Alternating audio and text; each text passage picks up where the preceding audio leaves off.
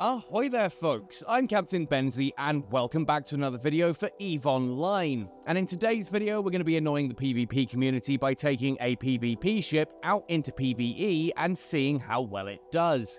You see, a lot of people seem to enjoy the Hugin video, so I'm going to now be covering the Caldari combat recon, the Rook.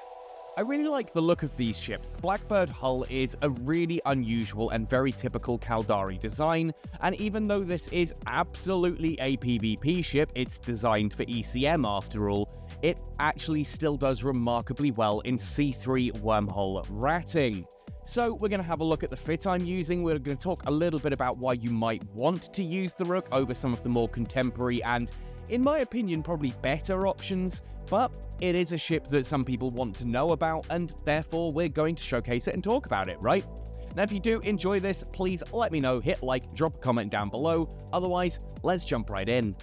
The Rook is the Caldari combat recon ship. Now, what this basically means is it's a Caldari Tech 2 cruiser that has a very specific roll bonus. In this case, the roll bonus is cannot be detected by directional scanners.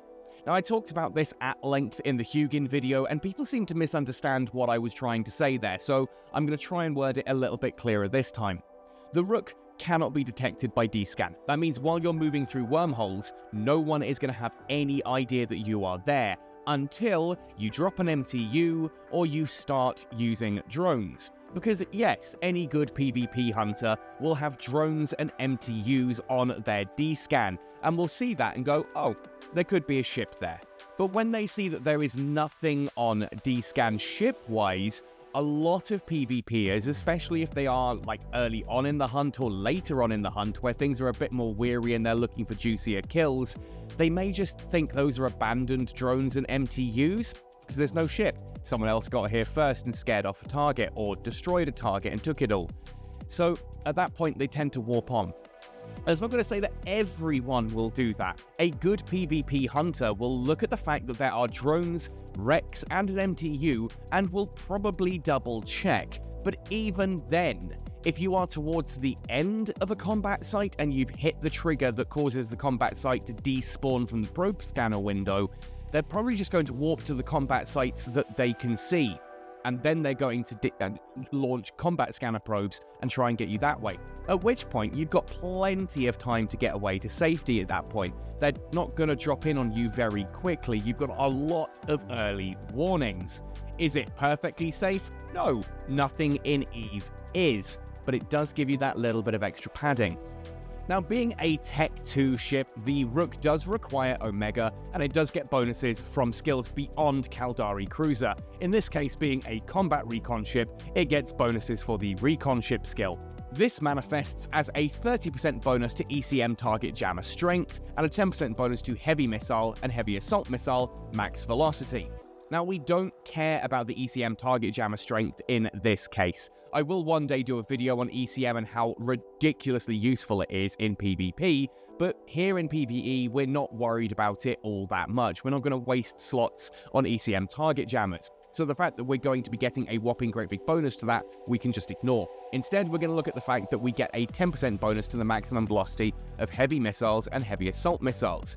Now, what this essentially translates to is that at Recon Ship 5, which I have, that's 50% additional maximum velocity on your missiles and thus considerably longer range. That can be very useful. This is a Caldari ship. It's a little bit slower than some of the other options out there, and therefore keeping range with things like the Awakened Upholders that are prominent in these sites can be an issue. It's something that we have to consider, and we have to look at how we're going to handle that. The Caldari Cruiser skill, on the other hand, gives us a 7.5% bonus per skill level to kinetic, light missile, heavy missile, and heavy assault missile damage. It should be noted that the kinetic damage bonus includes light missiles, if you want to use rapid light missile launchers, for example, but the bonus to maximum velocity only applies to heavy missiles and heavy assault missiles, something that I think some people will miss, so it's worth spending that brief extra moment just to cement. Heavy missiles and heavy assault missiles get both bonuses. Light missiles only get the damage bonus. Now, at full Caldari Cruiser 5, that's a full-on 37.5% increase to that damage, and that's not to be sniffed at. That's a lot of extra damage coming as long as you are using Scourge missiles, so you don't get damage type selection in this. Fortunately, we're ratting sleepers, and all of their resistances are exactly the same, so we don't care about that downside to that. 37.5% bonus damage as far as we're concerned, as long as we're just making sure that we load Scourge missiles. There is then, of course, the 10% reduction in ECM target jammer activation cost, but as before, we don't care about ECM target jammers for the purposes of this fit. We are running this in PvE, we are shooting rats, we are not using an ECM target jammer, we care about the fact that this is getting a lot of additional missile range and missile damage. So with that said, let's take a look at the fit.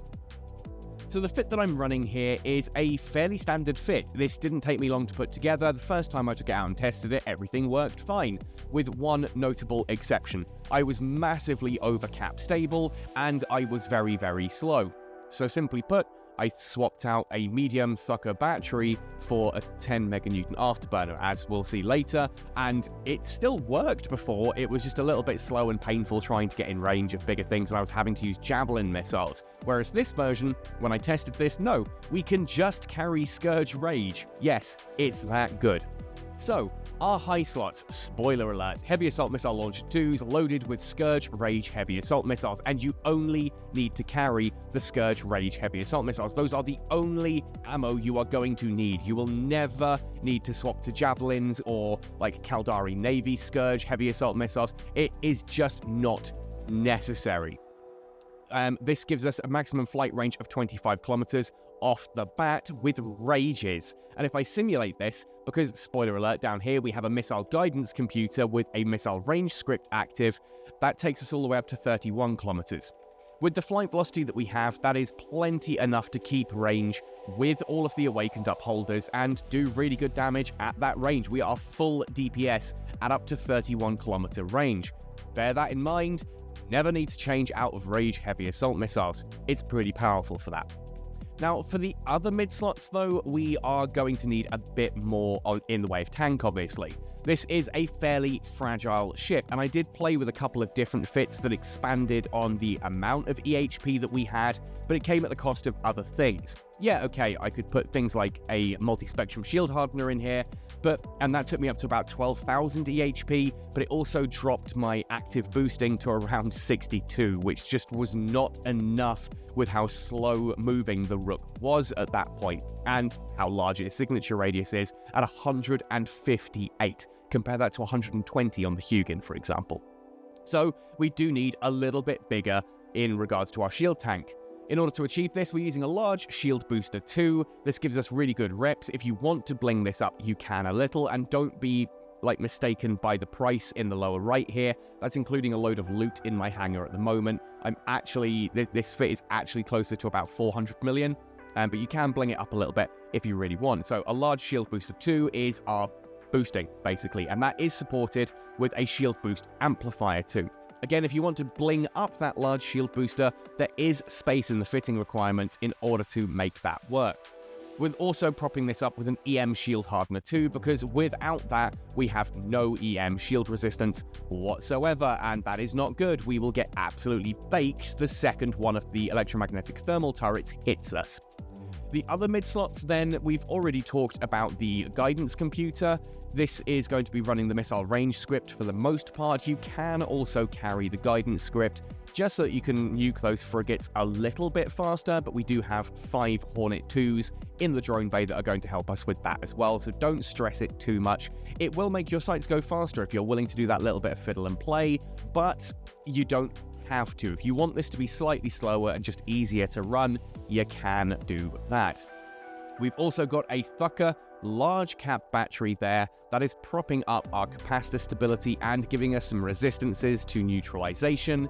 We then have a Republic Fleet 10 meganewton Afterburner. Again, you can bling this up to something like a Gisty C-type, but I just didn't see the need to. The Republic Fleet 10 meganewton worked absolutely fine and is considerably cheaper.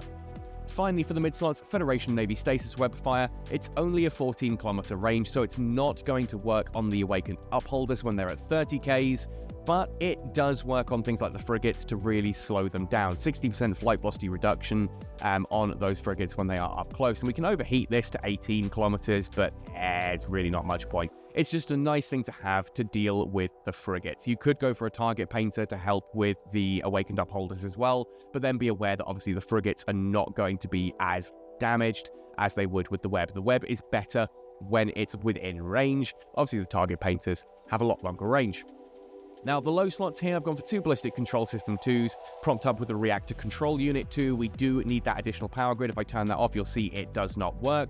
One thing that a lot of people mentioned in the Hugin video is that I could have used rigs rather than low slots and maybe used gyro stabilizers. That's not possible here, sadly. As our rigs, we are running a Capacitor Control Circuit 2 and a Semiconductor Memory Cell 2. And if I turn off either of these, we go dangerously low on cap stability. Our best option is 7.4 gigajoules per second, which means we go ridiculously cap unstable at the start of the Aruse construct, and we lose cap stability in the second and indeed third waves of the Fortification Frontier Stronghold, and you do run out of capacitor very quickly because we're using a large shield booster too.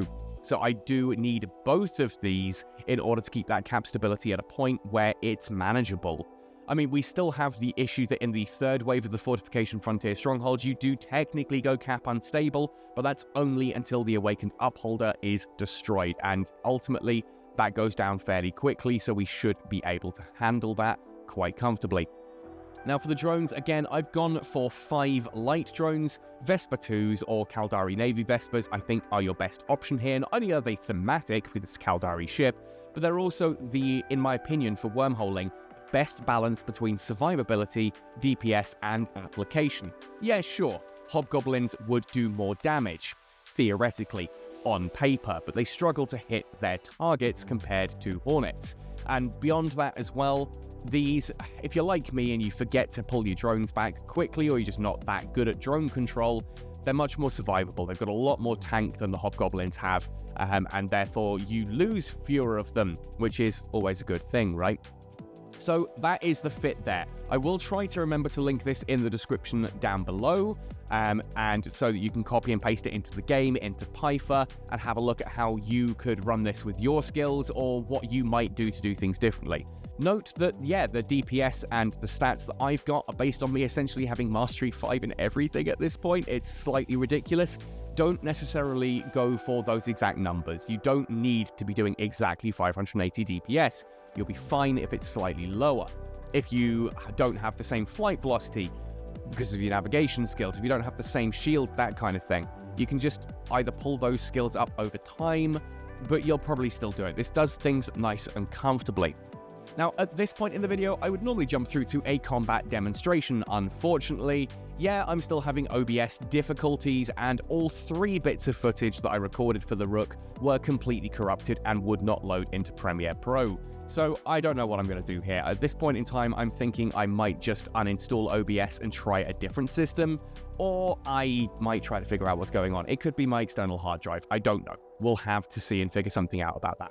But if you do enjoy this, if you give it a try, let me know how you get on with it. And if you fancy supporting content like this on my channel, please do head across to my Patreon or my PayPal tip jar and consider supplying me with a small donation to help keep the channel going. And if you've made it this far in the video and you haven't used a referral link before, click my link in the description. That will earn you 1 million free skill points.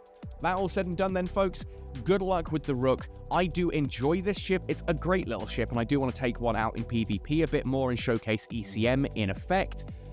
But for now, it's an excuse for me to undock this, go shoot some sleepers, and make a good amount of blue loot ISK. One of the final questions I'll answer before I go is, how much ISK per hour can you make with this? Well, assuming you're just running Fortification Frontier Strongholds, they take about 20 to 25 minutes each, depending on how well you're flying, and those earn you 40 million. So you're looking at somewhere between 120 or 100 million an hour running C3s in a Rook. And that's with a slight level of sort of secrecy around it that you might not have with other ships. If you're ratting in something like a Vagabond or a Cerberus probably the better example to give because it's missiles, then yeah, absolutely, you're probably going to earn more ISK per hour, but even a lazy PvPer will spot you on D-scan, whereas with the Rook, you might be lucky enough to avoid the attention of someone who's a little bit tired, not maybe using full attention, maybe hasn't got their D-scan set up right, that kind of thing. Don't rely on that ability to not be scanned in D-scan. It's just an additional step for a PvPer. It's not a complete safety curtain. You have to bear that in mind. Anyway, folks, thank you for watching this one right the way through to the end. Happy sailing, and see you in New Eden.